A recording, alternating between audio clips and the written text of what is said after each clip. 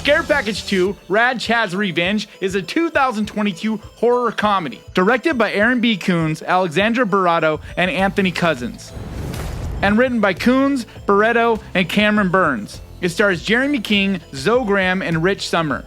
So this movie starts off right where the last left off. The story just continues from what happened at the end of that. It even gives you a little kind of a recap sort of thing to just refresh your memory if you haven't watched it recently, which I do recommend watching it again because it is fun seeing that and then going right into this one because they really do fuse together so well. But this takes off right where it left off as well with just the humor. It's zany, it's over the top.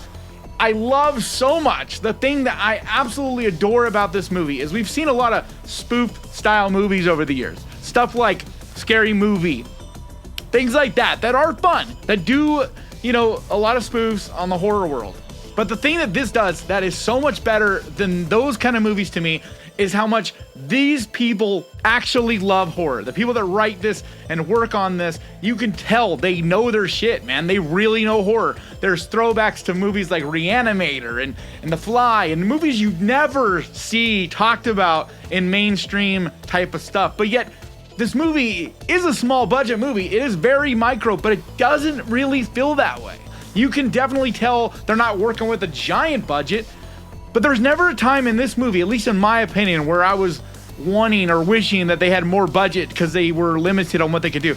The jokes and the setups and just the scenarios in this are amazing because it has this anthology type of feel because of the way the premise is. If you've seen the first, it's basically movies inside of movies because they'll play a cassette tape that shows this other little movie short segment, but it seamlessly goes back into the overall story because it's actually connected in ways. Like, they do a fantastic job of that to where it almost doesn't even feel like an anthology. It's one of the better anthology setup put together movies I've ever seen.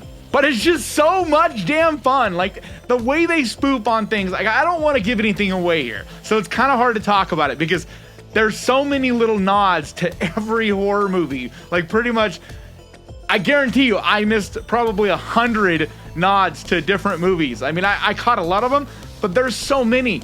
Every scene, there's attention to detail, and they put these little jokes that I know, like, unless you're a deep, hardcore horror fan, you're gonna miss a lot of them.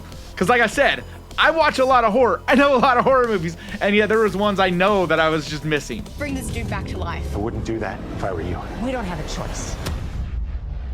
You can't kill pure evil. But all the actors do a fantastic job in this, and each segment, even though there's quite a bit difference in some, like the tone changes quite a bit from one to the other, they still feel like they fit together. It's really impressive what they're able to accomplish with these movies. And I want to personally thank Aaron B. Coons for sending me the screener so that I could get a chance to see this early, so I can give you guys a heads up because the movie drops tomorrow on Shudder. So definitely check this out. Give this movie love. Like, I talked to a few people involved in this movie, and they're all just fantastic people. Hit them up on Twitter. They're very approachable, nice people. Look up whoever you enjoyed the most in this movie and just tell them how much you enjoyed it, what they did on Twitter, because they really will respond and read what you say. And it's nice to be able to have that connection with someone, especially when it's a project like this that doesn't feel like a nothing project. This feels like a real legit movie because they do so well with it. And there's so much passion and heart and thought and put into this. And that was one of the things that just jumps off the screen at me. Another thing that jumped out to me was the special effects, as well as costume design, mask, and things like that. So creative. There were a few different mask designs in this that I was like, man, I'd like to see a whole full-length movie with that dude, wearing that mask. That's creepy. Like, it feels unique. I definitely could see that being like a big slasher dude out there. And then the gore and special effects, like, there's some really cool, well done stuff in this, especially if you like that kind of cheesy, over the top, where it looks low budget, but it's purposely done that way. That kind of gore and that kind of stuff. If you enjoy that, because this movie isn't really ever take itself serious. It is very much over the top. It's very meta and silly. But man, oh man, did I have a great time with this movie. I haven't laughed and had that fun of a time. Like, just felt fun from watching a movie in quite a while. So like I said, it drops tomorrow on Shudder. do yourself a favor, check this out, and hit up the director, Aaron B. Coons, on Twitter. He's a really great guy. Let him know how much you enjoyed his movie, or if you didn't, just give him your opinion, one way or the other. I think he would really appreciate that.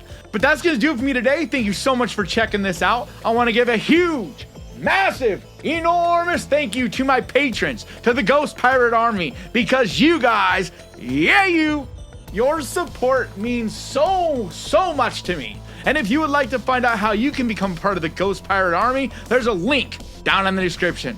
And like always, thank you so much for watching. Please crush that like button. And remember, guys, horror can be fun. And if you like this, click right here for the Mean One review. And I'll see you guys next time.